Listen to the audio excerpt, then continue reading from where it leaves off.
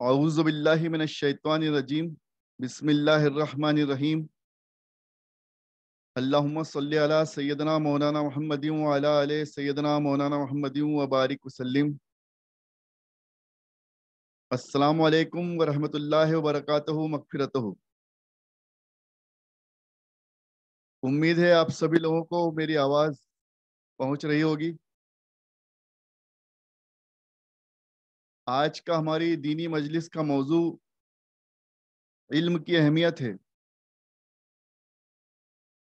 ایمان کے بعد دین اسلام میں سب سے زیادہ اہمیت رکھنے والی چیز، جس کی سب سے زیادہ اہمیت ہے، وہ ہے علم۔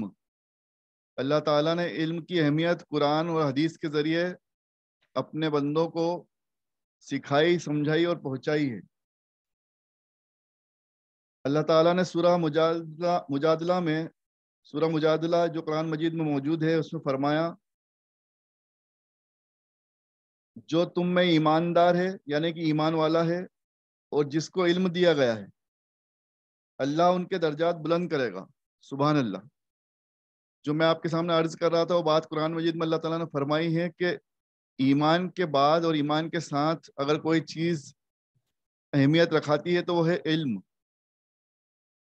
تو اللہ تعالیٰ فرما رہا ہے قرآن مجید میں کہ تم میں جو ایمان والے ہیں اور جن کو علم دیا گیا ہے، اللہ ان کے درجات بلند کرے گا، اور اللہ کو تمہارے کاموں کی خبر ہے۔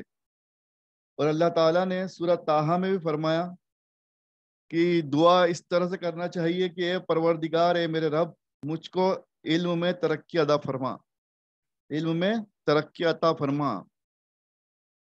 اللہ تعالیٰ نے قرآن مجید میں نہ تو مال و دولت، نہ شہرت، ان چیزوں کی دعا کبھی نہیں سکھائی۔ پورے قرآن میں کہیں اس کی دعا نہیں آئی کہ اللہ میرے مال میں مزید اضافہ فرما یا میری شہرت میں مزید اضافہ فرما۔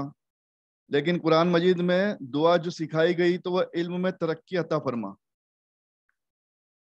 ہے نا، یہ قرآن مجید میں آئی ہے۔ اور اللہ تعالیٰ نے ہمیں سکھایا کہ اس طرح دعا کریں کہ رب زدنی علما، رب زدنی علما، رب زدنی علما۔ یہ بار بار سبھی لوگوں نے دعا کرتے رہنا چاہیے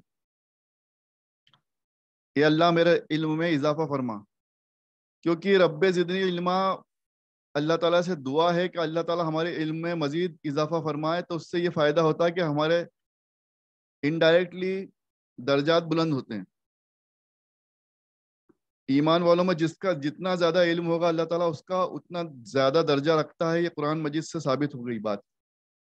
تو اللہ تعالیٰ نے فرما دیا کہ تم میں ایمان والے اور علم والے ہیں جن کے درجات اللہ تعالیٰ بلند کر دے گا، یعنی کہ ان کو ترقی اور ان کے اعمال اور ان کے سب چیزیں اس کے بنا پر ہوں گی کہ تمہارا ایمان اور تمہارا علم کیسا ہے۔ اب صحیح بخاری کی حدیث نمبر 59 کا مفہوم ہے، چھوٹا سا اس کا حصہ پڑھ رہا ہوں۔ حضرت امام بخاری رحمۃ اللہ علیہ نے فرمایا ہے، آپ صلی اللہ علیہ وسلم سے نقل کیا گیا کہ آپ صلی اللہ علیہ وسلم نے فرمایا کہ جب نالائق لوگ، یعنی کہ جن کو علم نہیں ہے، ان کے ہاتھ میں جب طاقت آ جائے گی، حکومت آ جائے گی، تو پھر قیامت کا انتظار کرنا ہے۔ قیامت کی نشانیوں میں ایک نشانی یہ بھی سامنے آئی کہ جو نالائق لوگ ہیں، جو قابل نہیں ہیں، جو علم والے نہیں ہیں، ان کے ہاتھ میں جب طاقت آ جائے گی، جب وہ امیر بن جائیں گے، وہ امام بن جائیں گے، جب وہ خلیفہ بن جائیں گے، جب ان کے ہاتھ میں حکومت آ جائے گی، جب وہ سب کچھ ان کے ہاتھ میں آ جائے گا، تو سمجھ لو کہ قیامت قریب ہے۔ حدیث نمبر 60 میں آپ صلی اللہ علیہ وسلم کے بارے میں فرمایا گیا کہ صحابہ کرام فرما رہے ہیں کہ ان سے اس وقت ملے جب نماز کا وقت پہنچا تھا، ہم جلدی جلدی وضو کر رہے تھے۔ آپ صلی اللہ علیہ وسلم کے سامنے کچھ صحابہ کرام وضو کر رہے تھے۔ حدیث نمبر 60، بس پاؤں کو خوب دھونے کے بدلے ہم تھوڑا سا ایسا ہی دھو رہے تھے، گیلا کر رہے تھے پاؤں، جلد بازی میں وضو کر رہے تھے، وضو جلد بازی میں کر رہے تھے۔ تو آپ صلی اللہ علیہ وسلم یہ سب دیکھ رہے تھے، کہ یہ صحابہ کرام یہ لوگ کس طرح سے وضو کر رہے ہیں اور کس طرح سے پاؤں دھو رہے ہیں.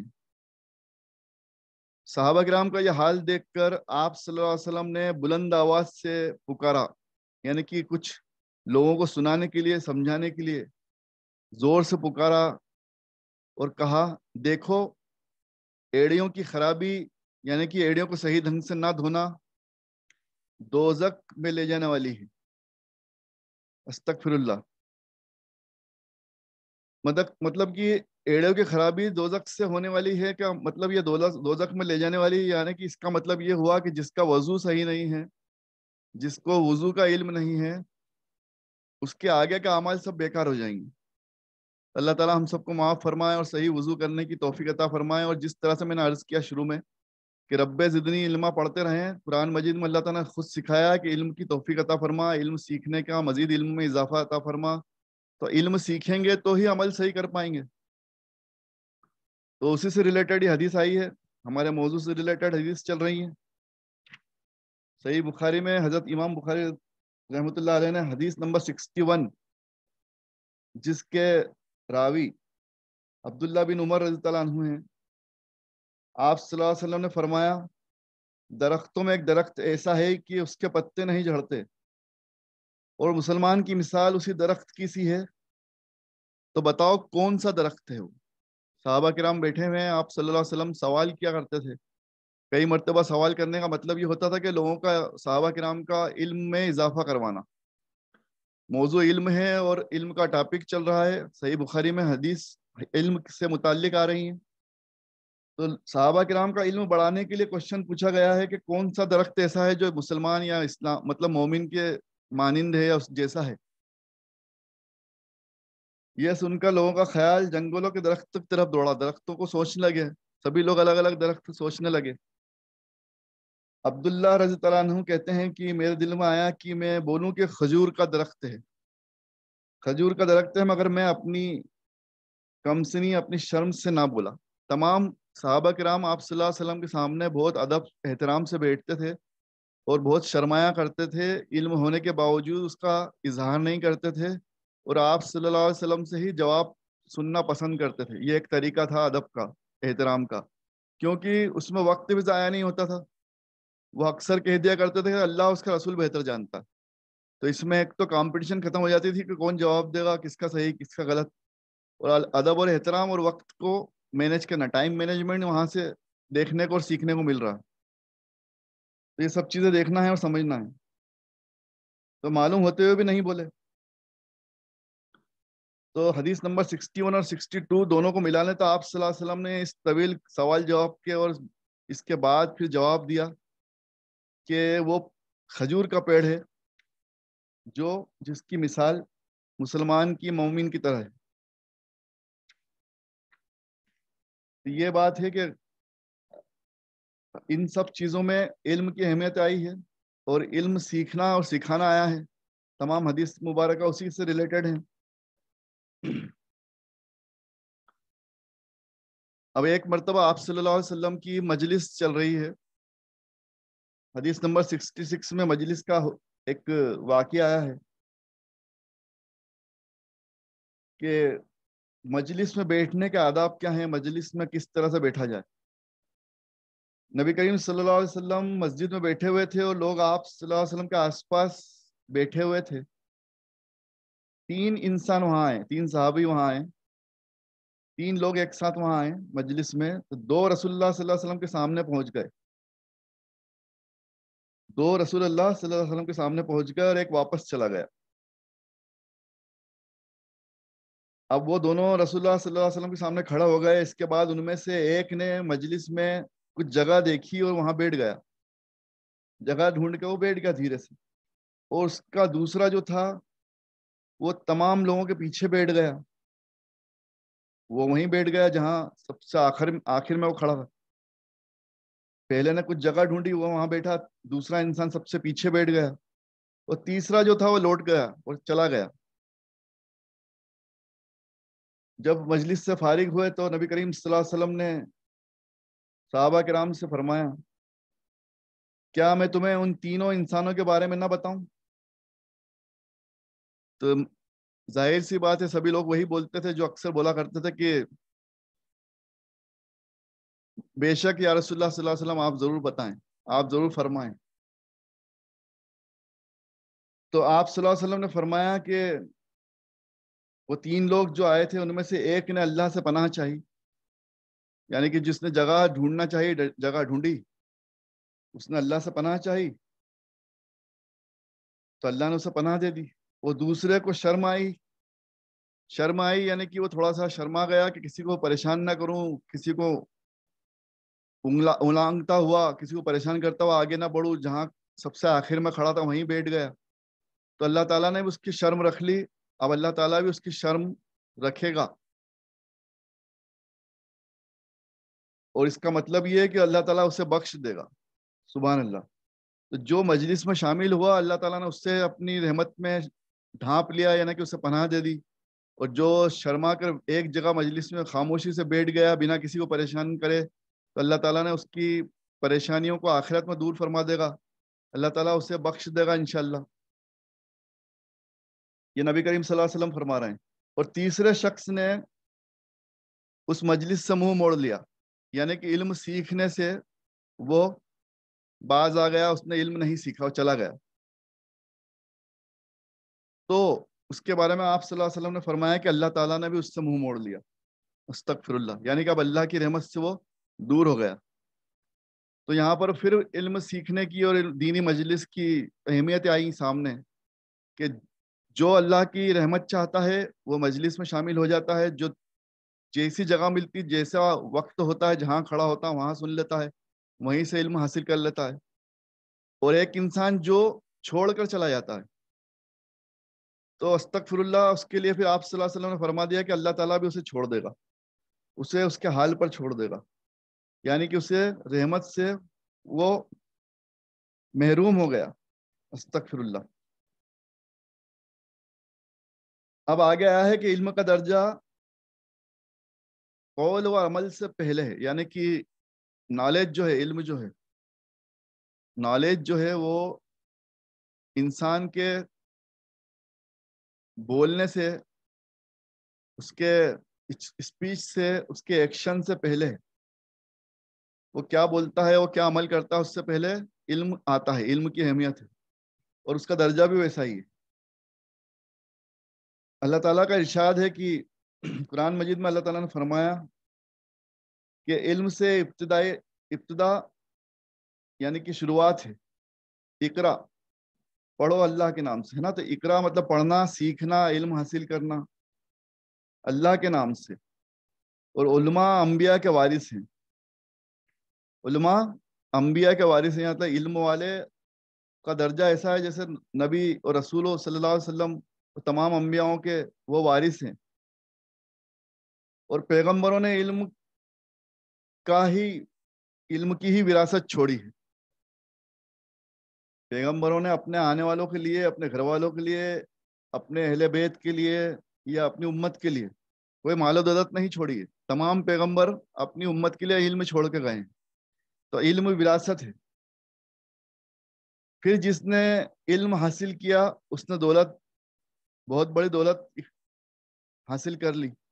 اور جو شخص کسی راستے پر علم حاصل کرنے کے لیے چلا تو اللہ تعالیٰ اس کے لیے جنت کی راہ آسان کر دیتا ہے۔ سبحان اللہ۔ یعنی کہ علم حاصل کرنا، مجلس میں بیٹھنا، دینی مجلس میں بیٹھنا، قرآن پڑھنا، ترجمے سے علم حاصل کرنے کی نیت سے حدیث پڑھنا، یہ تمام عمل انسان پر اللہ کی رحمت کا باعث بنتے ہیں، اس کی کا ریزن بنتے ہیں، اللہ کی رحمت اس کو برستی ہے، فرشتے اس کو ڈھانپ لیتے ہیں، اللہ تعالیٰ اس کی راہ کو آسان کر دیتا ہے۔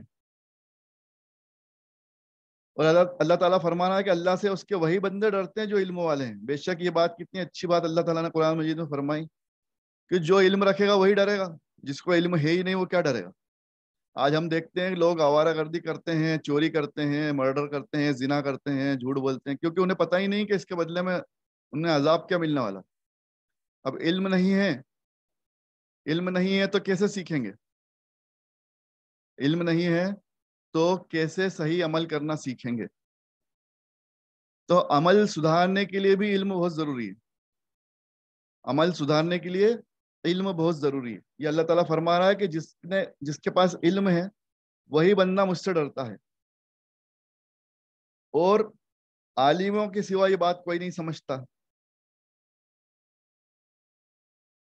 اور فرمایا کہ علم والے اور جاہل کبھی برابر نہیں ہو سکتے. اللہ تعالیٰ کیا لفظ استعمال کر رہا ہے کہ علم والے اور جاہل کبھی برابر نہیں ہو سکتے. دونوں کا درجہ، دونوں کا مرتبہ کبھی برابر نہیں ہو سکتا. یہ سب قرآن مجید میں اللہ تعالیٰ نے جگہ جگہ فرمایا ہے. نبی کریم صلی اللہ علیہ وسلم نے فرمایا جس شخص کے ساتھ اللہ بھلائی کرنا چاہتا ہے اسے دین کی سمجھ عطا فرما دیتا ہے. سبحان اللہ. یہ بہت خوبصورت حدیث مبارکہ ہے کہ اللہ تعالیٰ جس کے بھلائی کا ارادہ فرما دیتا ہے.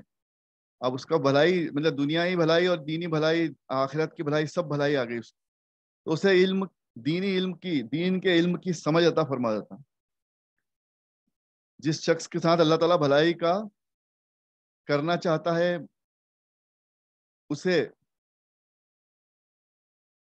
دین کی سمجھ عطا فرما دیتا ہے، اسے دین کی سمجھ عطا فرما دیتا ہے. یہ بہت خوبصورت بات آپ صلی اللہ علیہ وسلم نے فرمائی ہے. یہ حدیث نمبر 71 میں بھی یہ ریپیٹ ہوئی ہے. اس کو حدیث کا درجہ بھی ملا ہے، حدیث نمبر 71 ہے.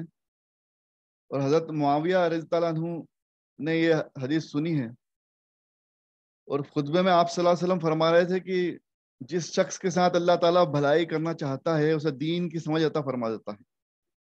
سبحان اللہ. ایک طویل قصہ بھی، ایک ذکر ایسا بھی آیا قرآن مجید میں حضرت موسیٰ علیہ السلام کا اور حضرت خضر علیہ السلام کا. ہم نے اس کو سورہ کہف میں پڑھا تھا، تو اس کا مختصر بس یہاں شارٹ سمری کر دوں کیونکہ بہت لمبی حدیث ہے اور بہت لمبا قصہ ہے. کہ کسی کو یہ کبھی نہیں سمجھنا ہے کہ مجھے دنیا میں سب سے زیادہ علم ہے، استغفر اللہ، کیونکہ تمام کا تمام علم اللہ تعالیٰ کے پاس. سب سے بہتر علم رکھنے والا، تمام خبر رکھنے والا، علیم اور خبیر کون ہے؟ اللہ تعالیٰ ہے. اور اس کی عطا سے اس کے نبی اور رسول ہیں. آپ صلی اللہ علیہ وسلم کو جو علم دیا ہے وہ اللہ تعالیٰ نے دیا ہے. تو بندوں میں سب سے بہترین علم بے شک آپ صلی اللہ علیہ وسلم کا ہے، اور تمام کا تمام سارا علم اللہ تعالیٰ کے پاس ہے. تو سارا علم رکھنے والا اللہ تعالیٰ ہے، اور وہ جسے چاہتا ہے اسے علم عطا فرما دیتا ہے. وہ جسے چاہتا ہے اسے خاص علم بھی عطا فرما دیتا ہے. یہ بھی قرآن مجید سے ہم نے پڑھا، سورہ کہف میں آیا، اور ابھی حدیث مبارکہ ہے 74. اس کی سمری یہی ہے کہ حضرت موسیٰ علیہ السلام کے منہ سے ایک مرتبہ یہ نکل گیا تھا کہ میرے پاس سب علم ہے، میں جانتا ہوں، ہے نا، میں ابھی اپنی امت میں سب سے زیادہ علم والا ہوں. کچھ اس طرح کا مفہوم نکل رہا ہے اس دنیا میں. ہاں، اس زمین پر، اس امت میں کچھ بھی سمجھ لیں، وہ مفہوم اس کا آپ کچھ بھی سمری نکال لیں، اس کا میننگ نکال لیں، ورڈ ٹو ورڈ. ابھی ہمارے پاس لفظ پورے پڑھنے کا وقت نہیں ہے. وہ سمری یہ ہے، مفہوم یہ ہے کہ انہیں ایسا احساس ہوا کہ وہ ابھی امت کے نبی ہیں تو ان کے پاس سب سے زیادہ علم ہے. اور یہ سادی سی اور نیچرل بات ہے کہ نبی کو ایسا لگ سکتا ہے کہ وہ اب نبی ہے، رسول ہے اس امت پہ، تو ہو سکتا ہے اس کے پاس ہی سب سے زیادہ علم ہو. لیکن اللہ تعالیٰ کو یہ بھی پسند نہیں کہ کوئی بندہ یہ کہہ دے کہ سب سے زیادہ علم میرے پاس. تو حضرت موسیٰ علیہ السلام کو وحی کے ذریعے یہ بتایا گیا کہ حضرت خضر علیہ السلام ہیں جو تم سے زیادہ علم رکھتے ہیں فی الحال. تو موسیٰ علیہ السلام یہ بات سن کر چونک گئے، اور آپ صلی اللہ علیہ وسلم اللہ تعالیٰ سے یہ دعا کی، گزارش کی کہ میں ان سے ملنا چاہتا ہوں. بہت لمبا قصہ ہے سورہ کہف میں، تو بہت چھوٹے سے چھوٹا شارٹ سمری کرنے کی کوشش کر رہا ہوں. کہ کل ملا کے بات یہ ہوئی کہ حضرت خضر علیہ السلام سے بڑی مشکل سے ملاقات ہوئی آپ کی، اور اس ملاقات میں بہت لمبا سفر رہا. اور اس لمبے سفر میں یہ پتہ چلا کہ چھوٹی چھوٹی سی باتیں ہوتی ہیں جو اللہ تعالیٰ جسے چاہے اسے علم دے دے. تو نبی ہونے کے باوجود موسیٰ علیہ السلام کو کچھ چھوٹی چھوٹی باتیں ان سے پوچھنا پڑی خضر علیہ السلام سے. تو آخر میں خضر علیہ السلام نے یہی بولا ان کو کہ یہ سارا علم مجھے اللہ تعالیٰ نے دیا ہے، اور مجھے بھی علم دینے والا اللہ ہی ہے جس نے مجھے خاص علم سے نوازا ہے. تو یہ خضر علیہ السلام کی خوبی ہے کہ انہیں اللہ تعالیٰ نے خاص علم سے نوازا ہے.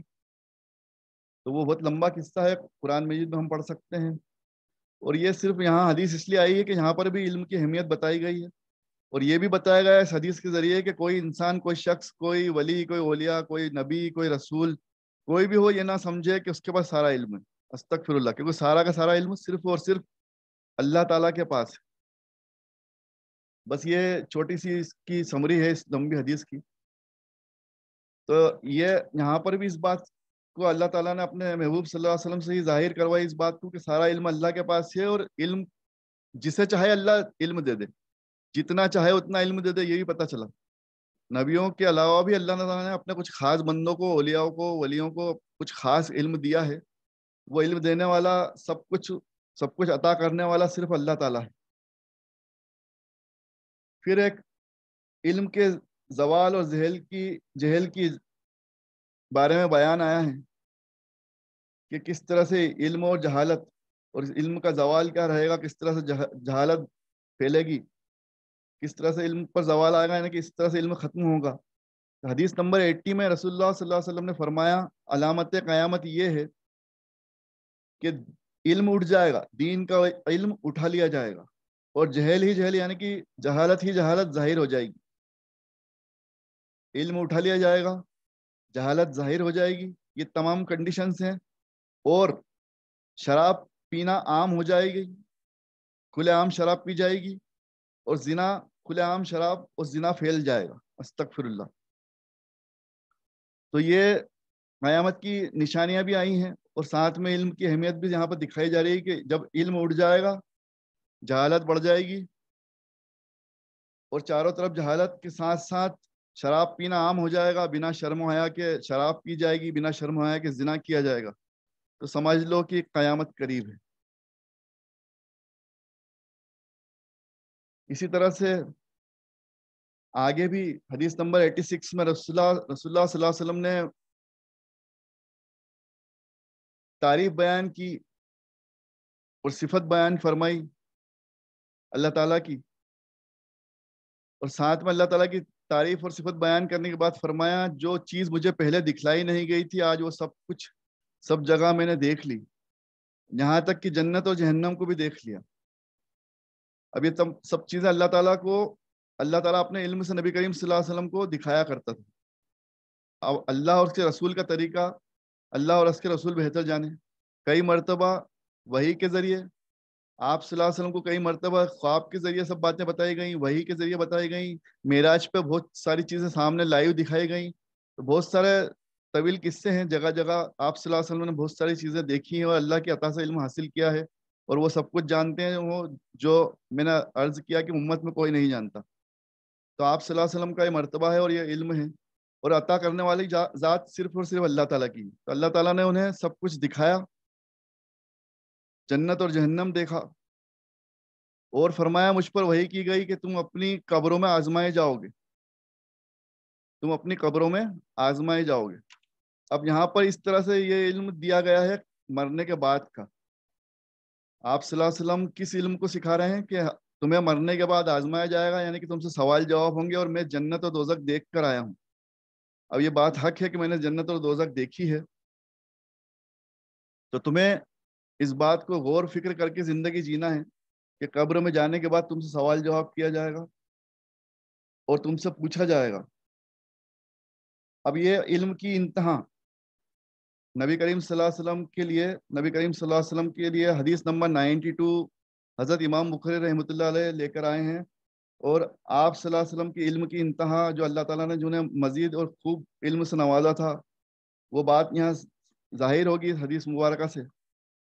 آپ صلی اللہ علیہ وسلم سے کچھ لوگ سوال پوچھا کرتے تھے، پریشان کیا کرتے تھے، منافقین، مشرکین، اور بار بار طرح طرح کے سوال کیا کرتے تھے آپ صلی اللہ علیہ وسلم کو پریشان کرنے کے لیے. ایک مرتبہ آپ صلی اللہ علیہ وسلم بیٹھے تھے اور آپ صلی اللہ علیہ وسلم سے کچھ پوچھا گیا، تو اس وقت آپ صلی اللہ علیہ وسلم کو برا معلوم ہوا، مطلب برا لگا، اور عجیب قسم کے سوال کیے گئے. پھر آپ صلی اللہ علیہ وسلم کو تھوڑا غصہ آ گیا. آپ صلی اللہ علیہ وسلم نے لوگوں سے فرمایا اچھا اب مجھ سے جو چاہے پوچھو، اچھا اب مجھ سے جو چاہے پوچھو.